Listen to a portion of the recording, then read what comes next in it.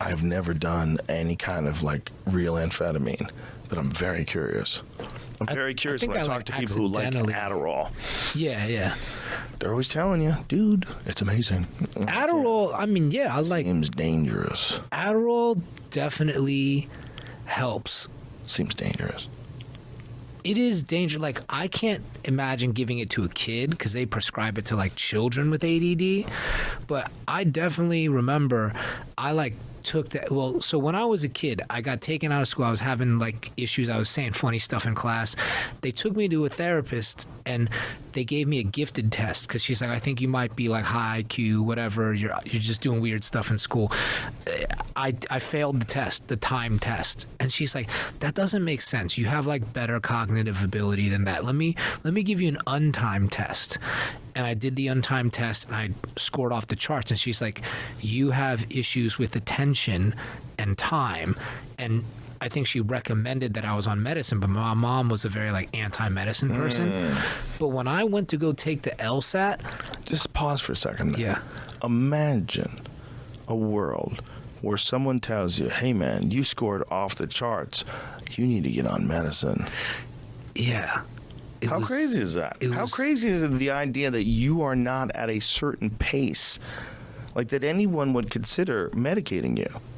Yeah, I never thought of that. If you're scoring off the charts and they go, oh, you have problems with time and attention. And constraints, like social constraints, like boundaries. Well, not just boundaries, but it seems like what they're saying is, if they're saying you have problems with time and attention, they want you to be a more studious worker. They want you to focus more. Yeah. And so they're going to give you some fucking speed. Yeah. They're going to give you something that really locks you in. Yeah. But meanwhile, you scored off the charts.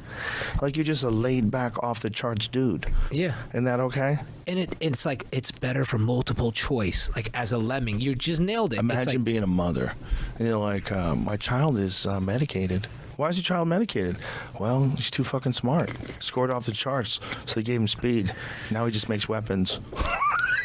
She tried to frame it as the doctor. I remember it being like, oh, he needs help with time and rules. Bro, they were gonna hook you up with the good shit. Yeah, thank God my mom though stepped in. Yeah, thank God your mom stepped in. Yeah, but then to do like regular social shit, it helps. Like an LSAT, like a standardized test, I scored significantly higher taking Adderall. I could imagine. Yeah. I'm terrified of that shit. I haven't tried it, but I want to. But I won't. But I don't. Yeah, because I'm like, oh no. Because someone is describing ADD or ADHD. They're just describing like what happens to them. Like they really can't focus on things, and then when they take Adderall, they focus. And it like helps. But is that a diagnosis? Like the idea that there's like when we're talking about what drugs are legal and illegal, like that's a real drug. That's a real one. Yeah. Right. That's a real one. I'm not against it. But I'm just flabbergasted at the ones that people, without question, allow, but the ones they don't allow. Yeah, so the thing for me, this is my feeling about like cognitive disorders, like ADHD, things like, you know, of that nature. Not too serious, but for every something like ADHD that has a negative, I did see a positive creatively. Like there are days where we were doing overnight shoots on the movie Boogie, right? And I had trouble staying up on the overnight shoots. So I was popping ads when we flipped to the overnights the first like 3 to 5 days.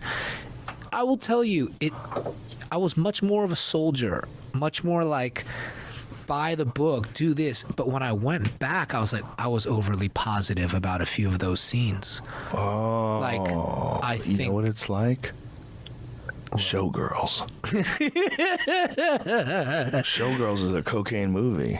Yeah, with the one with the girl from Saved by the Bell. I don't know. Yeah. If they're doing cocaine when they were making Showgirls. Yeah. I'm not saying that, but I'm saying like if you were going to make a movie on coke and you thought it was good and everybody else was like, what the fuck? Yeah. That would be Showgirls. Yeah.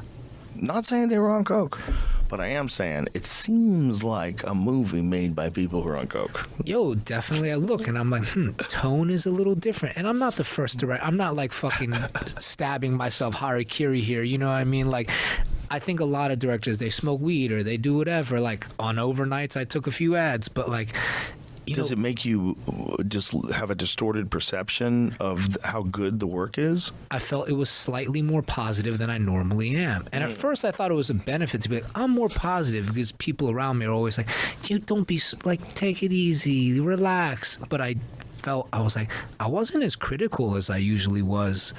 And I missed the critical lens. I think as a director, you gotta stay critical. Yeah, that's the beauty of the marijuana mindset, right? Because you do get sort of self-critical and critical about your work in a more objective way.